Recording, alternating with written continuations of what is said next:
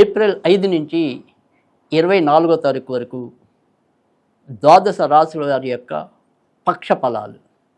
ఈ పక్షంలో ఏ రాశి వారికి ఏ విధంగా ఉండబోతుంది, ఏ విషయంలో సానుకూలత ఉంది, ఏ విషయంలో ప్రతికూలత ఉంది ఇత్యాది వివరాలన్నీ కూడా ఈ పక్ష ఫలాల కార్యక్రమంలో తెలుసుకుంటారు.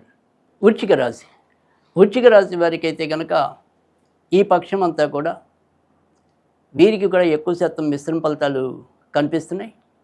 అంతలోనే ఆనందం, అంతలోనే ఏదైనా సరే ఆవేదన అన్నట్టుగా అలా సాగిపోతూ ఉండటం అనేది అయితే కనిపిస్తుంది. అమ్మయ్య, ఈ విషయంలో ఒక పరిష్కారం లభించింది అనుకునే లోపే మరొక కొత్త విషయం మీ ముంగిట వాలటం, దాని ద్వారా మనసు పాడు చేసుకోవటం, మనకుండే కోపతాపాలను ఇతరుల మీద ప్రదర్శించటం, వీటన్నిటి వల్ల కూడా ఏదో రకమైన ఆందోళన, అశాంతి ఇలాంటివన్నీ కూడా ప్రస్తుతం వృశ్చిక రాశి అనుభవంలోకి వచ్చే పరిస్థితి కనిపిస్తుంది.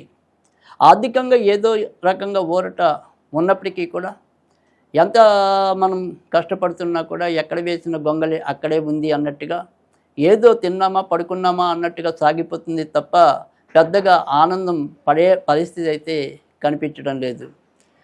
శక్తి సామర్థ్యాలకు మించి ఎలా పనిచేయటం అనేది ఉన్నప్పటికీ కూడా ఆ రకంగా మనం ముందుకెళ్ళలేకపోవటం ఎంతో రకమైన ఆందోళన కలిగించడం అనేది అయితే కనిపిస్తుంది.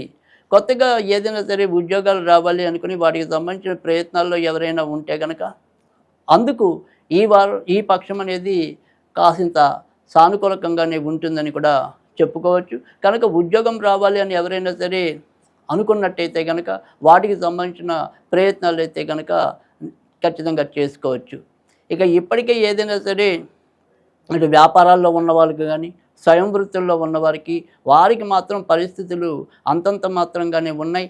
మరీ ఎంత కష్టపడినప్పటికీ కూడా లాభం గోబల్లోకి అన్నట్టుగా పెద్దగా ఉపయోగపడినట్టుగా వచ్చే పరిస్థితి అయితే ఎక్కువగా కనిపిస్తుంది. అయితే ఏదైనప్పటికీ కూడా వీరు కూడా ఏకపక్షాన వెళ్లకుండా ఉండటం, ఏదైనప్పటికీ కూడా ఇతరుల సలహాలను ఎంతో కొంత పాటించటం, ఒక్కోసారి మరి ఎంత తొందరపాటు ఉన్నా, ఎంత మొండితనం ఉన్నా వాటిని మరి సమన్వయపరుచుకుంటూ జాగ్రత్తగా ముందుకు వెళ్ళవలసిన పరిస్థితి అయితే కనుక ఈ పక్షం వీరికి ఎక్కువగా కనిపిస్తుంది. ఇక ఈ పక్షం అంతా కూడా వీరు సాధ్యమైనంత వరకు వినాయకుడికి సంబంధించిన పూజలు చేసుకోవటం వల్ల ఎంతో కొంత మేలు జరిగే పరిస్థితి ఉంటుంది. ఇక మిగతా విషయాల్లోకి వచ్చేప్పటికీ ఈ పక్షమంతా కూడా జాగ్రత్త పడవలసింది భార్య భర్తతోనూ, భర్త భార్యతోనూ ఎంతో కొంత జాగ్రత్తగా ఉండటం అనేది అవసరం. ఈ పక్షంలో వీరికి 16వ తారీఖు, 18వ తారీఖు, 21వ తారీఖు, 24వ తారీఖు శుభగడియలుగా చెప్పచ్చు. ఇక ఆదివారం, సోమవారం, గురువారం వీరికి అనుకూలమైన వారాలుగా చెప్పవచ్చు.